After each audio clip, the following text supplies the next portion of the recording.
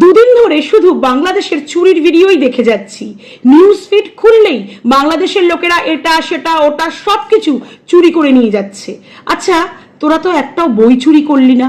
গণভবনে তো অত বড় একটা লাইব্রেরি আছে, এছাড়াও তো তোদের দেশে অনেক লাইব্রেরি আছে, কই সেখানে তো তোরা কোনো কিছু চুরি করলি না।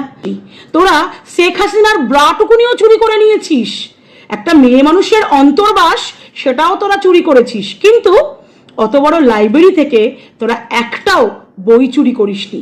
আসলে বই চুরি করলে তোদের তো পড়তে হবে, আর পড়াশোনা করলেই চেতনা ফেরত আসবে। চেতনা ফেরত আসলেই তোরা মানুষ হয়ে যাবি। তোরা তো মানুষ হতেই চাস না, কারণ তোরা তো অমানুষ, জানোয়ার, অশিক্ষিত জাতি। তোরা যতদিন অশিক্ষিত থাকবি ততদিনই লোকের ওপরে জোর জুলুম করতে পারবি। যেদিন তোরা শিক্ষিত হয়ে যাবি বই পড়ে, সেদিন তো লোকের ওপরে জোর জুলুম করতে পারবি না। বিবেকবোধ চলে আসবে, চেতনা চলে আসবে।